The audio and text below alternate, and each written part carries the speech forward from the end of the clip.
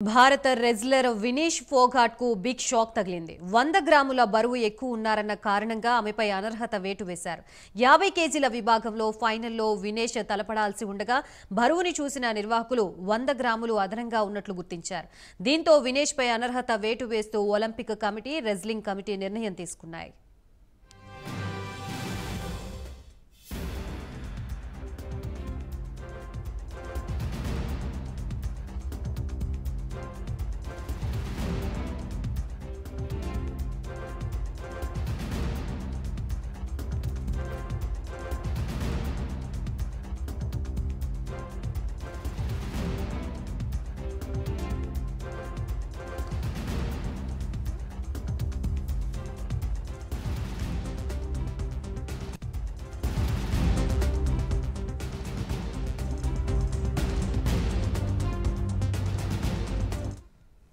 భారత wrestler Vinesh ఫోగాట్కు big shock తగిలింది. 100 గ్రాముల బరువు ఎక్కువ ఉన్నారన్న కారణంగా ఆమెపై అనర్హత వేటు వేశారు. 50 కేజీల విభాగంలో ఫైనల్లో వినేష్ తలపడాల్సి ఉండగా బరువుని చూసిన నిర్వాహకులు 100 గ్రాములు అదనంగా ఉన్నట్లుగా గుర్తించారు. దీంతో వినేష్ పై అనర్హత వేటు వేస్తూ ఒలింపిక్ కమిటీ, రెజ్లింగ్ కమిటీ నిర్ణయం తీసుకున్నాయి.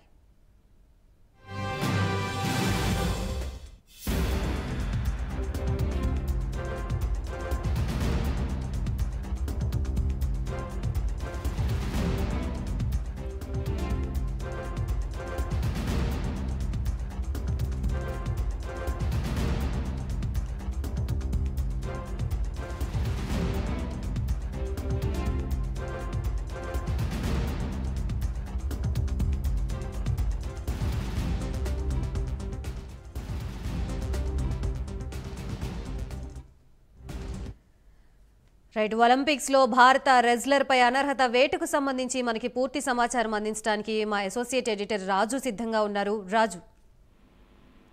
రైట్ గాయత్రి, మొత్తం మీద ప్యారిస్ ఒలింపిక్స్ లో భారత్ కి మరో పథకం పక్కా అనుకున్నటువంటి సందర్భంలో ఊహించని షాక్ తగిలిందని చెప్పుకోవచ్చు.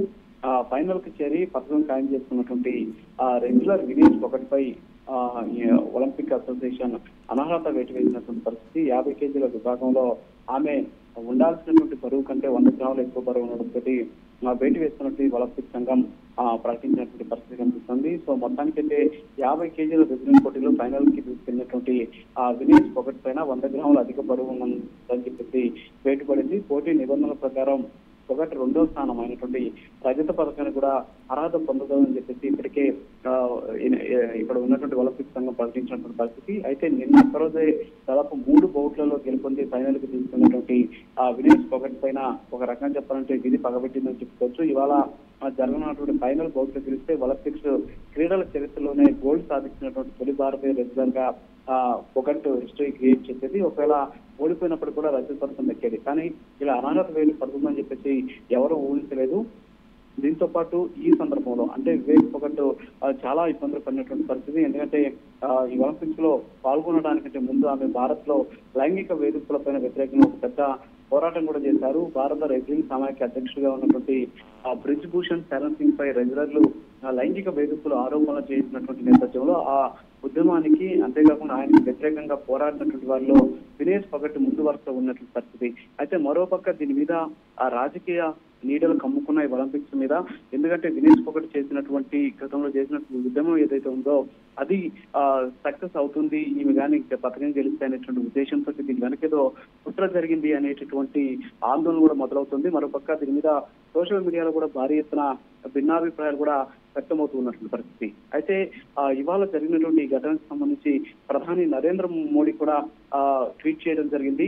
ఇలాంటి సందర్భంలో ఫోగాట్కి దేశం మొత్తం కూడా అండగా ఉండాల్సినటువంటి అవసరం ఉంది. ఆమె ఛాంపియన్లకి ఛాంపియన్ చెప్పడంతో పాటు ఆమె చేసినటువంటి కృషి, పట్టుదల, అంతేకాకుండా పోరాటం అందరిలో స్ఫూర్తినిస్తాయి అని చెప్పేసి ఆయన చెప్పినటువంటి పరిస్థితి ఉంది. అయితే ఇది ఇలా ఉంటే ఇప్పటికే ఆమె అనర్హత వేటు వేసినటువంటి నేపథ్యంలో అది ఆ వార్త విన్నటువంటి వినేష్ ఫోగాట్ అస్వస్థతకు గురైనట్టు తెలుస్తుంది. బరువు తగ్గడానికి ఆమె రాత్రంతా కూడా కఠోర సాధన చేశారు. ఆమె డీహైడ్రేషన్ కారణంగా ఆసుపత్రిలో చేరినటువంటి పరిస్థితి కనిపిస్తుంది. ఎందుకంటే నిన్నటికి 2 కేజీలు అదనంగా ఉండడంతో రాత్రంతా కూడా కొంత వర్కౌట్ చేస్తే ఇవాళకి బరువు తగ్గుతారు అనేటువంటి ఉద్దేశంతో నైట్ అంతా కూడా ఆమె స్కిప్పింగ్ చేశారు. అంతేకాకుండా జాగింగ్ కూడా చేసినటువంటి పరిస్థితి.